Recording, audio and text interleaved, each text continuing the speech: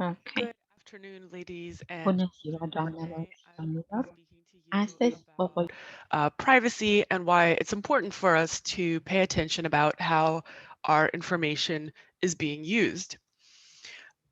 Of course, in the digital age, many of us are users of Facebook, or many of us have iPhones and other Apple devices. Perhaps you have heard in the news about the recently very public feud between Apple and Facebook. It has been brewing for quite some time, but it became very open when Apple introduced a new software update that basically asks you, if you have an iPhone, whether another app can track your use of other apps and sites. So, for example, if Facebook can track you while you're using a different app other than Facebook. Now, this feature is called App Tracking Transparency, and Apple essentially advertised it as a triumph for privacy and for consumers. But for Facebook, this app was an attack on a very important source of revenue, which is the personal data of Facebook users. And Facebook has even launched an advertising campaign criticizing Apple for this feature, for this app, and saying that it is an attack on small businesses, et cetera, et cetera. So we can see that the relations between the two companies are continuing to deteriorate. And today I just wanted to take some time to discuss this new feature and in general discuss how our data is protected or not protected in this new online age.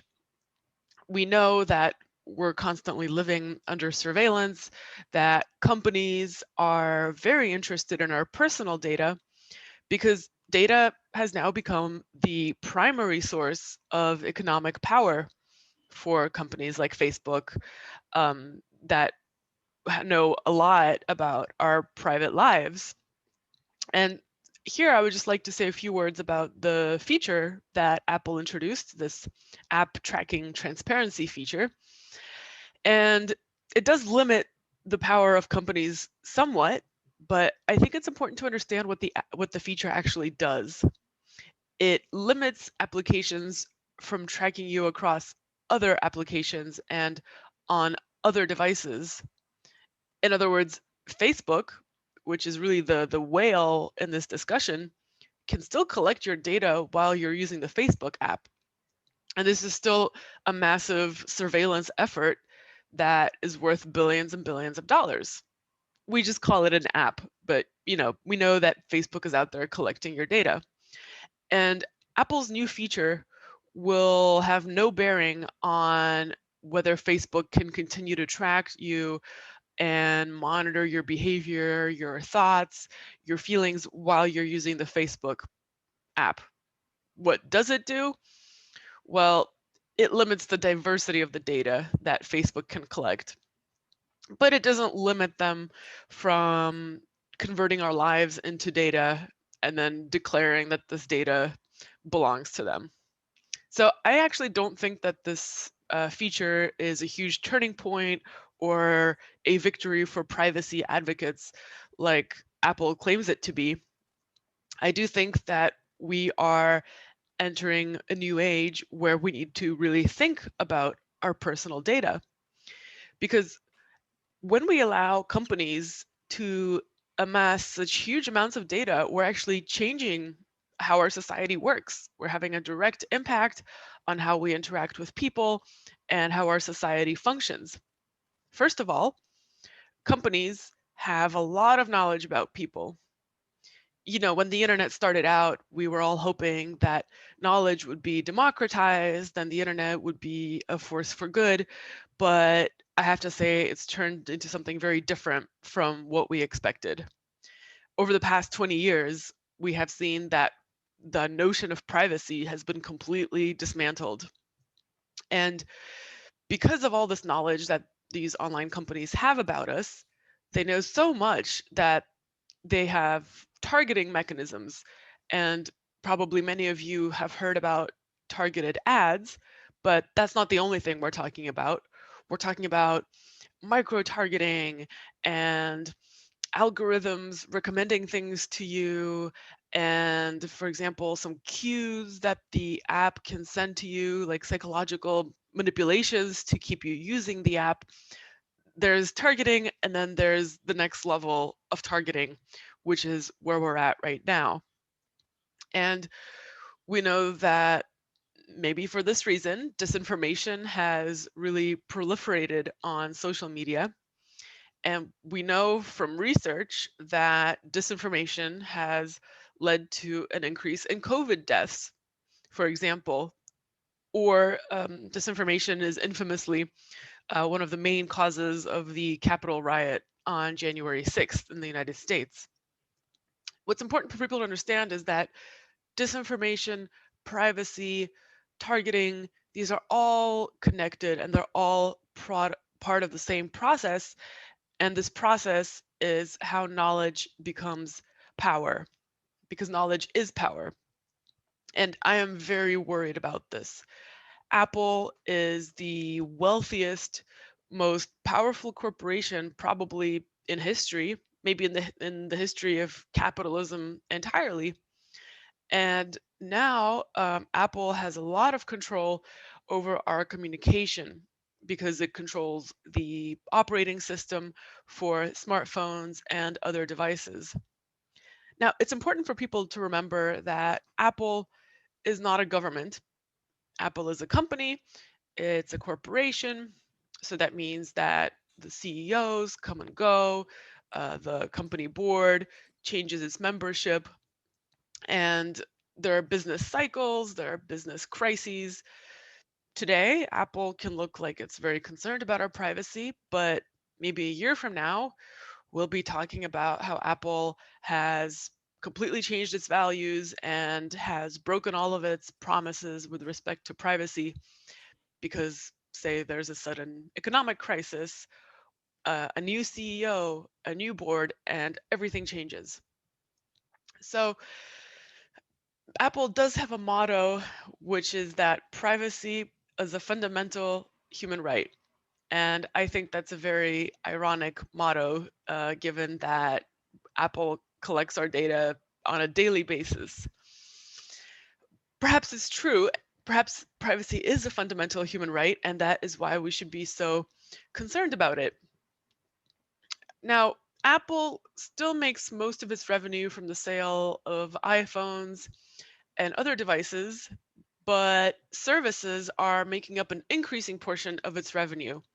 And a big part of services is selling apps. And apps are a major data collector. So this is one way in which Apple violates its principles about privacy. There are many other examples. And I guess I don't think Apple is really interested in preserving our privacy. I think that the company is introducing updates like the app tracking transparency basically to gain a competitive edge over other companies like Facebook. We should never expect a corporation to do anything out of the goodness of its heart because corporations, by definition, are self serving, egotistic entities that want to grow and expand. Now, corporations have already shown us that they want to expand their advertising model. For example, Apple has done that. I think essentially what Apple is doing is it's creating a new way of advertising. And this is not the direction I would like to see Apple go in. I think what I would like to see is for Apple to seize this historic opportunity and to say, for example, okay, we're going to create an alternative ecosystem where privacy is protected and we're going to express leadership in this ecosystem. I think Apple is a corporation that could provide leadership and it could create this new ecosystem where the whole financial model is different. And I think that investors are ready for a new system because they understand that the EU and other places, they are passing regulations which are limiting their ability to surveil customers. And so they're expecting their surveillance profits to drop. And that's why I think it's such a great time to invest in a new model. So I think Apple could, for example, start with the App Store. Now, many companies that manufacture products, I don't know, children's toys, furniture, they feel that they have a responsibility to make sure that their products are safe.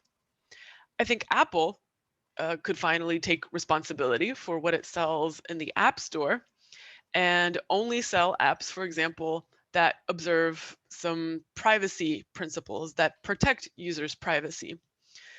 And I think Apple could really have a lot of sway in this regard. Apple could work together with lawmakers and, uh, for example, have special personnel devoted to enforcement and how these new regulations are going to work, new regulations about privacy, to create a safer space for consumers.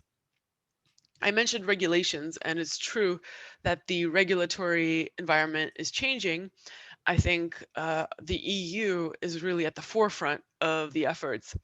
And I think that we really need more regulations, hopefully in this decade or in the next decade. Now, over the years, maybe you watched the congressional hearings with Mark Zuckerberg, and maybe together with me, you cringed as you saw the very senior lawmakers show that they don't really have a good idea of how Facebook works.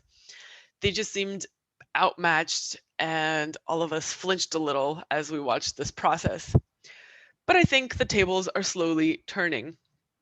It seems that our Congress people are finally getting a better grasp of the economic power and of the power that the companies have. And they finally understood that information is such an important part in the economic model of these companies. And some people say, well, Apple should protect people's data because Apple products are expensive. So maybe some people are willing to pay more for a product in exchange for their privacy being protected. And I think that's a very dangerous path because many people can't afford privacy. Android is the dominant smartphone in most countries. And I don't think privacy should be a luxury. I think privacy should be available to everyone. And I've already mentioned the fact that Apple isn't really protecting your privacy. So I'm just trying to create a conversation about this and to help people understand that privacy is extremely important. And especially in times of the pandemic, when we see disinformation, um, it's very important for us to think about how our information is used. During the pandemic, for example, schools had to go remote, people are working online more and more, and we should really be concerned about how the data of kids in schools is used, for example. Schools are using various software platforms, such as Google Classroom, and there have been reports about Google Classroom collecting data about children outside of class hours. So this is a real issue that we are facing today. Do we want to be subjected to facial recognition? Do we want to have our eye movements tracked to see where we're looking on our screen? Do we want to be surveilled all the time? So I think that we really need to display a resistance to these tech companies and really start by caring about this problem, by learning about how our data is being used, how it's being manipulated, how the companies are manipulating us, so that then we can organize ourselves and maybe through our purchasing habits, for example, tell these companies that we also have an opinion and we should have a say because after all, it is our data that is being collected. Thank you very much.